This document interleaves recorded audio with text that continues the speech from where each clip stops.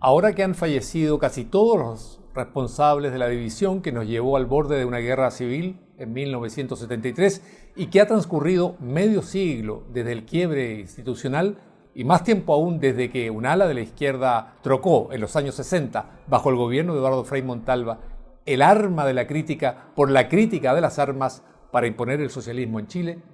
hay que construir una zona de concordia que permita el acercamiento entre las aún irreductibles interpretaciones en torno al 11 de septiembre, fecha de la cual todos los chilenos somos rehenes.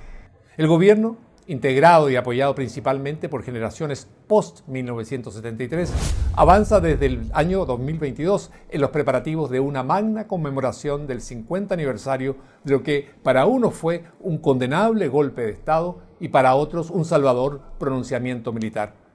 No es descartable que la veleidad del presidente de la República, a veces socialdemócrata, a veces frente amplista, a veces allendista, a veces elwinista, lo lleve a emitir el próximo 11 de septiembre una verdad oficial y partisana que profundice aún más una brecha que dura ya demasiado tiempo en Chile. Y ese acercamiento debería partir por el reconocimiento de que ninguna doctrina justifica la violación de derechos humanos, pero también por el reconocimiento de que ninguna doctrina entrega el derecho a transformar profundamente al país sin contar con una sustantiva mayoría ciudadana que apruebe esos cambios estructurales. Sin una convicción autocrítica compartida jamás saldremos del fango de recriminaciones y resentimiento en que llevamos ya decenios. Mientras la izquierda es hoy partidaria de recordar sin transar y de seguir bregando en el siglo pasado, la derecha propone olvidar y volver los ojos al futuro. Cuando uno examina esas posturas, concluye que ambas enfatizan ciertos aspectos pero eclipsan otros, es decir, pecan de reduccionistas. La izquierda, con su flanco socialdemócrata debilitado, incurre en el reduccionismo al acotar el relato del ocaso de la Unidad Popular a la solitaria y corajuda resistencia de Allende en La Moneda, por un lado, y a la violación de derechos humanos bajo Augusto Pinochet, por otro.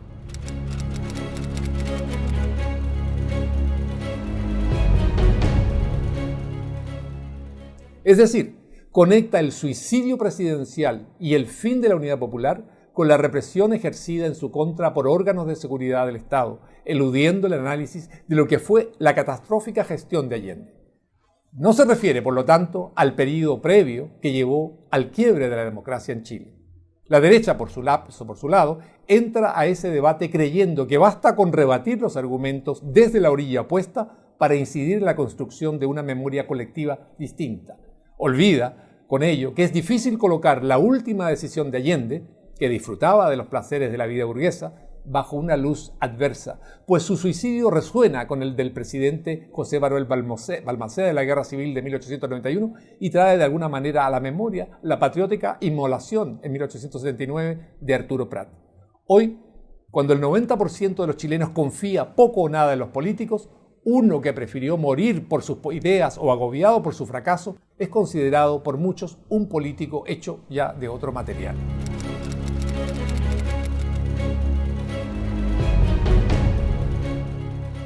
El otro reduccionismo del relato izquierdista, el de la condenable violación de derechos humanos, es de carácter ético. ¿Es posible, con la mano puesta sobre el corazón, negar que hubo entonces violaciones a los derechos humanos?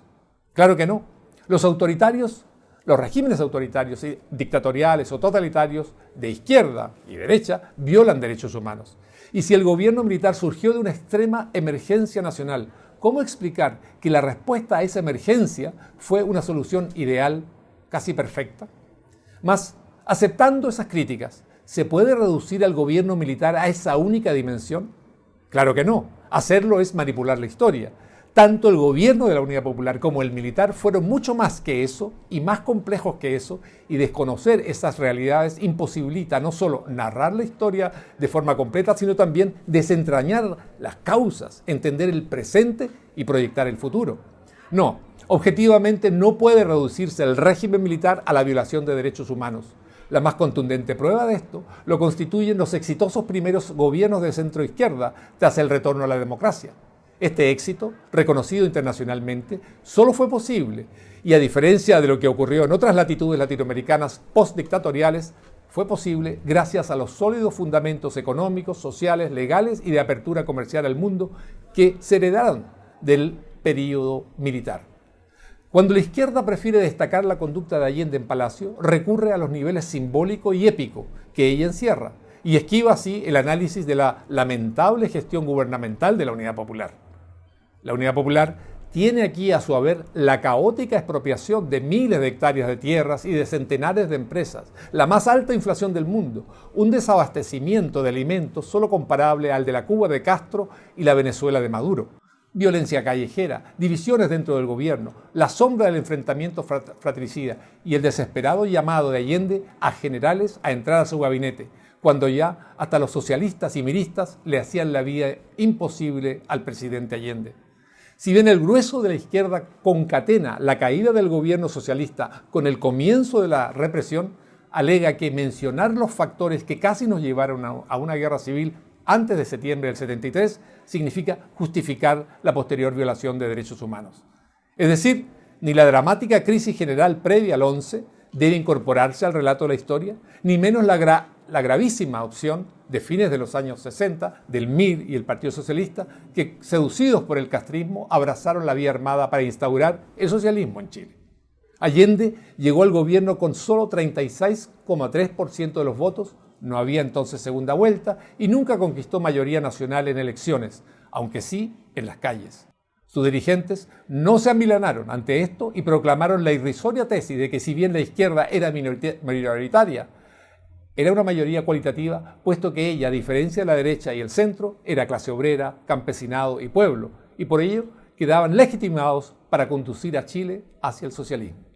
Los modelos con que Allende se identificó en sus discursos y entrevistas no eran el socialismo escandinavo ni yugoslavo, sino los de la órbita comunista, todos por cierto hoy desaparecidos, con excepción de Cuba,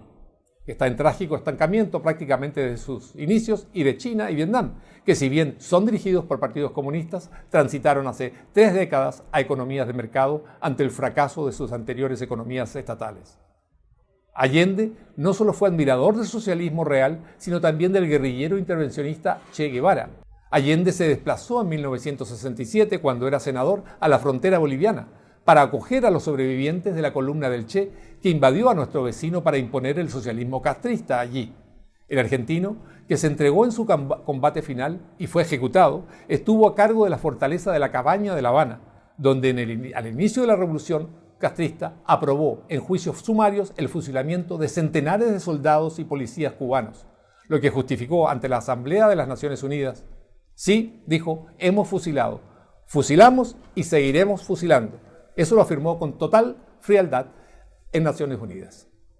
Los modelos que admiraban Allende, los socialistas, los miristas, los mapucistas y los comunistas eran, por decirlo menos, de temer, y todos fracasaron porque no brindaron la prosperidad, ni la democracia, ni las libertades individuales.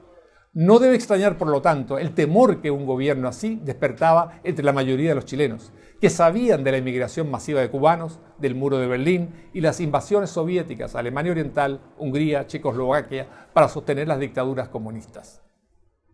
Por todo esto, creo que la zona de concordia que permita un gradual acercamiento entre la interpretación de la izquierda y la de la derecha con respecto al 11 de septiembre de 1973 pasa, a grosso modo, por reconocer la responsabilidad de ambos bandos en una tragedia que no comenzó con el golpe de Estado, sino a finales de los años 60, y cuando el MIR y el partido del presidente Allende abrazaron la vía armada para imponer el socialismo en Chile. Insisto, esa posible zona de concordia debe incluir la convicción transversal de que ninguna doctrina puede justificar la violación de derechos humanos, y asimismo la de que ninguna doctrina puede otorgar derecho a transformar radicalmente, y menos a través de movilizaciones callejeras, azonadas violentas o la vía armada, a Chile sin la aprobación de una amplia mayoría, ni ignorar tampoco que incluso ese paso debe respetar a su vez los derechos de la minoría. De nosotros depende rechazar la historia oficial y abrir espacios que permitan un incipiente reencuentro nacional.